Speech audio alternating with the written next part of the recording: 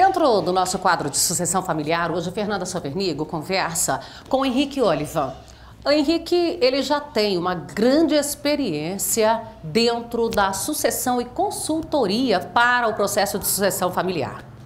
Henrique, nós estávamos conversando sobre as holdings e eu queria lhe fazer uma pergunta.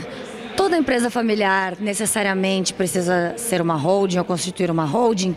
E toda holding precisa ser familiar?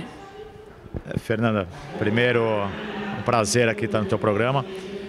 Isso é uma diferenciação importante. Eu acho que nós falamos na nossa última oportunidade juntos com relação à empresa familiar e usamos alguns termos, esse termo holding algumas vezes.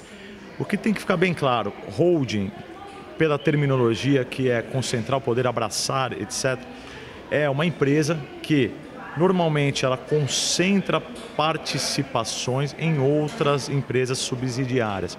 Então, não necessariamente uma holding ela precisa ser familiar e ela não precisa ser do agronegócio.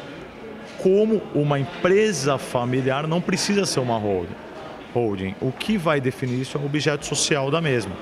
O que acontece? Se eu sou um produtor, tenho uma empresa que eu só produzo arroz, eu posso ter uma empresa familiar cujo objeto é agricultura e produção de arroz.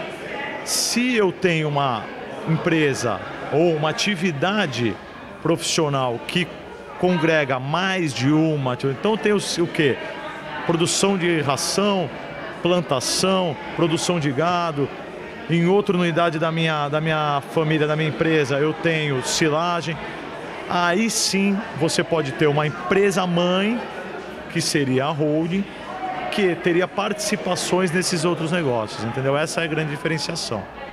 A holding, então, para nós encerrarmos, no caso do agronegócio, ela subdivide os pequenos negócios dentro do agronegócio?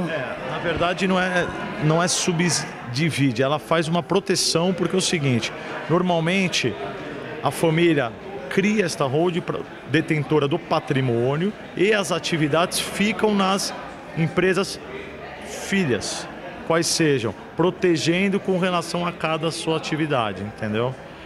Mas não impede, eu repito isso, eu acho que é importante que fique claro, que uma empresa familiar seja simplesmente uma sociedade com uma atividade única e não seja uma que detenha participações em outras empresas.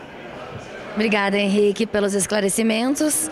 Então esse foi mais um programa Sucessão Familiar dentro do programa Sucesso no Campo e eu aguardo vocês para a próxima semana para mais um programa. Obrigada, tchau.